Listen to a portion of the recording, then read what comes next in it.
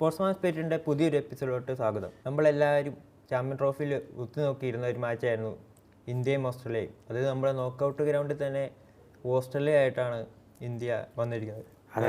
അപ്പം നമ്മൾ 2023 വേൾഡ് കപ്പിൽ ഒരു പകരം വീട്ടാൻ വേണ്ടിയും ഒരു ചാൻസ് ആണ് ഇപ്പോൾ വന്നേക്കുന്നത്. ചാമ്പ്യൻസ് ട്രോഫി സെമിഫൈനൽ ഫസ്റ്റ് അപ്പോൾ ഇന്ന് നടക്കാനിരിക്കുകയാണ്. ഇപ്പോൾ ടോസിങ് ഇപ്പം വിടാൻ പോകുന്നുള്ളൂ. ഈ മാച്ചിനെ പറ്റി അനൂപിന് എന്താണ് അഭിപ്രായം? ഇത് സത്യം പറഞ്ഞാൽ ഇത് ഒരു പകരം വീട്ടലുള്ളൊരു മത്സരമാണ്. കാരണം ഓസ്ട്രേലിയ ഇന്ത്യ എപ്പോഴും വരുമ്പോൾ മുൻതൂക്കം എപ്പോഴും ഓസ്ട്രേലിയക്കാണ് എന്തു വന്നാലും. കാരണം നമുക്ക് ഇപ്പം നോക്കൗട്ട് ഗ്രൗണ്ടുകളിൽ ഏറ്റവും ഇന്ത്യക്ക് എതിരാളിയാണ് ഓസ്ട്രേലിയ എല്ലാ തവണ ICC ടൂർണമെന്റുകളിൽ. കാരണം ഇപ്പൊ ന്യൂസിലാൻഡ് ആണെങ്കിലും ഓസ്ട്രേലിയ ആണെങ്കിലും ICC ടൂർണമെന്റിൽ ഇന്ത്യക്ക് ഇപ്പൊ സെമി ഫൈനലാണെങ്കിൽ അല്ലെങ്കിൽ ഫൈനലിൽ ഇന്ത്യനെ തോപ്പിക്കും. ഇന്ത്യ ബാക്കിയുള്ള ടീമുമായിട്ട് ജയിച്ചു വരുമ്പോൾ അവരുടെ ടീം. അതുപോലെ 2015 വേൾഡ് കപ്പില് എതിരാളികൾ ഓസ്ട്രേലിയ ആയിരുന്നു. ഓസ്ട്രേലിയയോട് അന്ന് തോറ്റുപോയി. പിന്നെ 2019 വരുമ്പോൾ അത് ന്യൂസിലാൻഡ് ആയിരുന്നു. ഇപ്പൊ 2023 ഫൈനലിൽ വരുമ്പോൾ അത് വീണ്ടും ഓസ്ട്രേലിയ ആയിട്ട് വന്നു. അപ്പോൾ ഓസ്ട്രേലിയ ആയിട്ട് ഇപ്പൊ ഇതൊരു ഓസ്ട്രേലിയ ആയിട്ട് തോപ്പിക്കാൻ പറ്റിയ ഏറ്റവും വലിയ അവസരമാണ് ഇന്ത്യക്ക്. എനിക്ക് ഓസ്ട്രേലിയയും ഇന്ത്യയുടെ ഏറ്റവും കൂടുതലുള്ള ട്രാവിസ് ഹെഡ്, മറ്റേ കമിൻസ്, സ്റ്റാർക്ക്. പക്ഷെ ഇവരാണ് ഇന്ത്യക്കെതിരെ കൂടുതലായിട്ട് കളിക്കുന്നത്.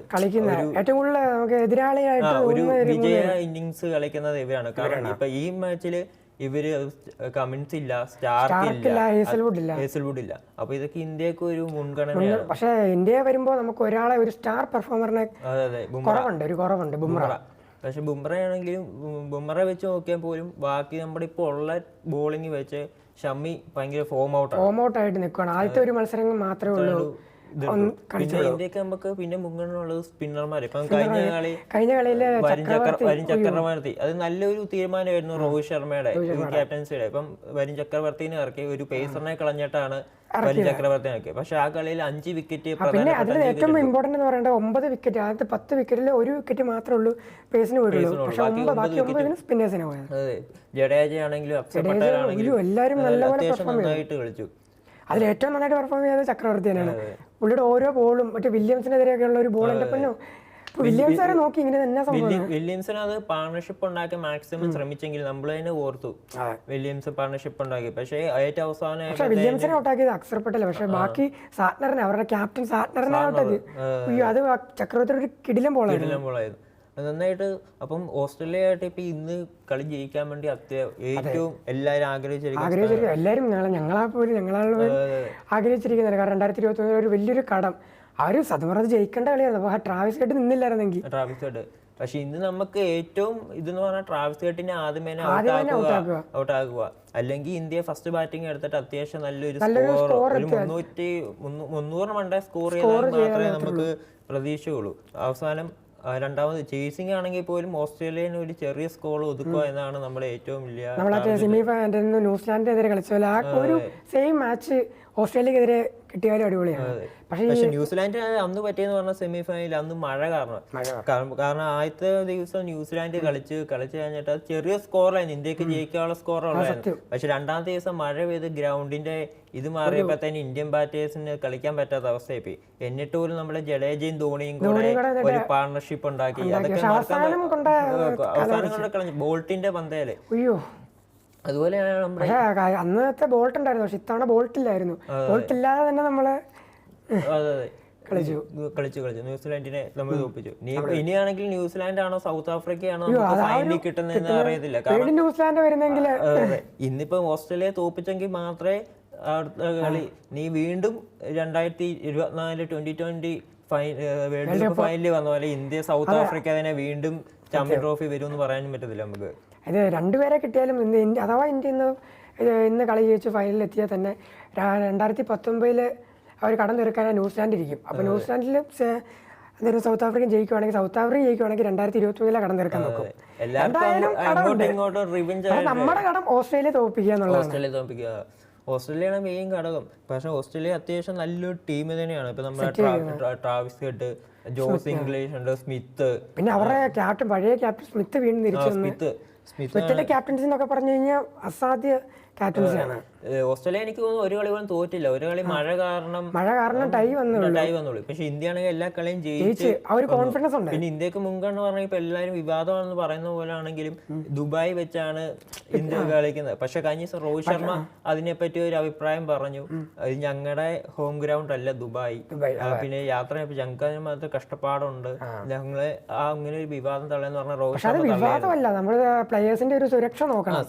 നമ്മൾ എന്താ അവിടെ പ്രൊട്ടക്ഷൻ ഉണ്ടെന്ന് പറഞ്ഞാൽ ഈ പാകിസ്ഥാൻ പോലുള്ള ഇത്ര ശത്രുതയുള്ള രാജ്യത്ത് എങ്ങനെ പോയി കളിക്കാനാ? നമ്മുടെ പ്ലേയേഴ്സിനെ എങ്ങനെ വിടാനാ? അപ്പം രോഹിത് ശർമ്മ അതിനെപ്പറ്റി പറഞ്ഞിട്ടുണ്ട്.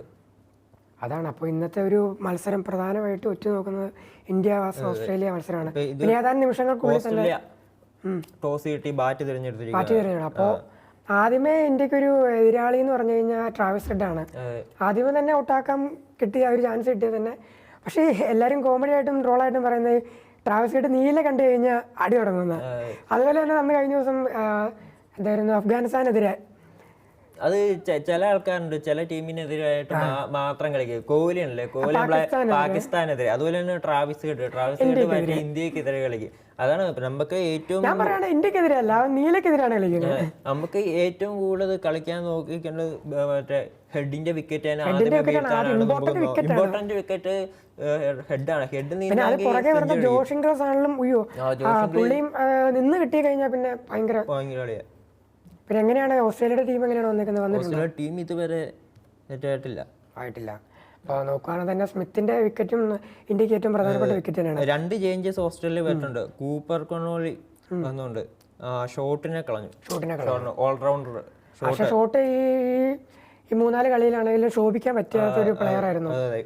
മറ്റേ ഓപ്പണിംഗ് ഇറങ്ങി. പിന്നെ അവർക്ക് ഫ്രീ വിക്കറ്റ് കിട്ടുന്ന പോലെയാണ് ഓസ്ട്രേലിയക്ക് പോകുന്ന പോലെയാണ്. മറ്റേ സ്പെൻസർ ജോൺസൺ അവരെ കളഞ്ഞിട്ട് മറ്റേ സംഘ എന്ന് പറഞ്ഞ പ്ലെയർ വന്നിട്ടുണ്ട്. ജോൺസൺ മറ്റേ GT കളിക്കുന്ന പണ്ടത്തെ കളിയിൽ. ഇപ്പോ ഏത് ടീം അറിയത്തില്ല. ഇന്ത്യയുടെ ഇപ്പം ഏറ്റവും പറയാനുള്ളത് ഇന്ത്യയുടെ ഇപ്പം 10ാമത്തെ ടോസാണ് തോന്നുന്നു നഷ്ടപ്പെട്ട. രോഹിത് ശർമ്മ 2022-23 ശേഷം ടോസ് വിൻ ചെയ്തിട്ടില്ല. രോഹിത് ശർമ്മ അതുകൊണ്ട് ഇപ്പം പറഞ്ഞേക്കുന്നത് രണ്ടും പ്രിപ്പയർ ചെയ്യുന്നുണ്ട്. ബോളിംഗ് കിട്ടിയാലും ബാറ്റിംഗ് കിട്ടിയാലും പ്രിപ്പയർ ചെയ്തുകൊണ്ടാണ് വന്നേക്കുന്നത്. ടോസ് കിട്ടിയാലും കൺഫ്യൂസ്ഡ് ആയിരുന്നാണ് രോഹിത് ശർമ്മ ഇപ്പം ടോസ് കിട്ടിയപ്പം പറഞ്ഞത്. അപ്പം ബെറ്റർ ലോസ് ദ ടോസ്. ഇപ്പം ടോസ് വന്നാലും പിന്നെ ബോളിംഗ് കിട്ടിയാലും നോക്കും. ഇനി ചേസിംഗ് ആണെങ്കിൽ ചേസിംഗ് ആണ്. ഏതായാലും ആദ്യത്തെ 2 കളി പാകിസ്ഥാനെതിരെ എന്തായിരുന്നു ബംഗ്ലാദേശിനെതിരെ ചേസ് ആയതാണ് ജയിച്ചത്. ഇപ്പൊ ഇന്ത്യയിലാണ് ബാറ്റിംഗ് നേരെ അടിപൊളി തന്നെയാണ്. രോഹിത് ശർമ്മയും ഗില്ലും ആദ്യം തന്നെ ഓപ്പൺ ചെയ്യും. രോഹിത് ശർമ്മ നല്ലൊരു തുടക്കം തന്നെ. ഇന്ന് തുടക്കം എനിക്ക് 2023 സെമി പോലെ രോഹിത് ശർമ്മ കളിക്കാൻ പറ്റിയാൽ തന്നെ രോഹിത് ശർമ്മ നല്ലൊരു തുടക്കമായിട്ട് കൊടുക്കും. പിന്നെ ശുഭ്മൻ ഗിൽ ആണെങ്കിൽ അത്യാവശ്യം നല്ല ഫോമിലാണ്.